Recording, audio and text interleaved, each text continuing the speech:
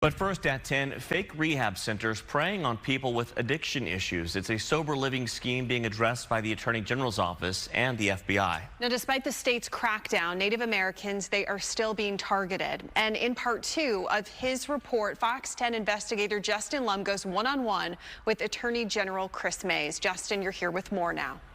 Well, Mark, Ellen, at the end of the day, advocates we have spoken to tell us this story is about stolen people and stolen benefits. So what is Chris Mays going to do about it? She says it's an issue she is focused on daily, but the amount of fraudulent rehab facilities in the valley is simply overwhelming. I can't think of anything this bad. Arizona Attorney General Chris Mays on the state's Medicaid scandal. Over the last few years, the Arizona healthcare cost containment system has been defrauded for at least hundreds of millions of dollars. Who's capitalizing on access funds? Bad actors recruiting Native Americans and other groups of people with addiction issues to stay in disguised sober living homes. But in reality, victims don't need to be sober. In 2023, Access is quickly suspending providers facing credible fraud allegations. Even with all of these suspensions, why are scammers still recruiting these innocent people? What will get the message across? I don't know. I mean, I think that at some point, you know, the fact that they aren't going to be able to bill will get the message across.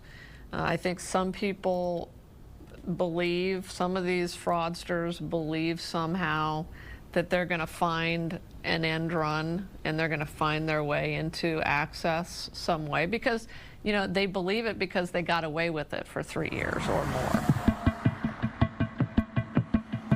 Currently, Access is conducting an audit of its own system, but since fiscal year 2019, Mays says the growth of billing the BH outpatient clinic code alone is exponential, from $53.5 million to $132 million in 2020, $291 million in 2021, to $668 million in the last fiscal year. How much of $1.1 billion is actual fraud? And it's hard to quantify how many fraudulent facilities there are in the Phoenix metro area. The city of Goodyear believes that they have north of 119 sober living homes in Goodyear alone.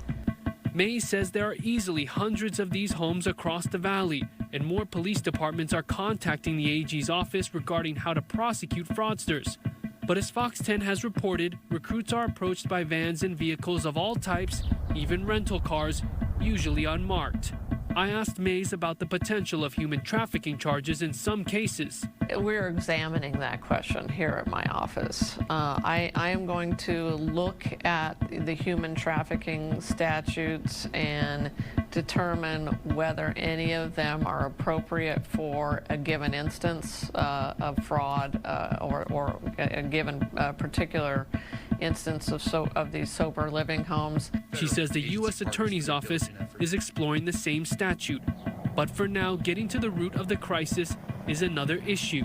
Mays says there's a clear lack of resources on tribal land for those fighting addiction. We need more services on or near the Navajo Nation, on or near White Mountain Apache, on or near Tohono O'odham, so people can get legitimate services where they live. And Mays is well aware of hotels and short-term rentals being used as fraudulent sober living homes, not just traditional housing. If you suspect fraud in your neighborhood, you can contact Access, and we have that information on fox10phoenix.com. Live in the studio, I'm Justin Lum for Fox 10 Investigates.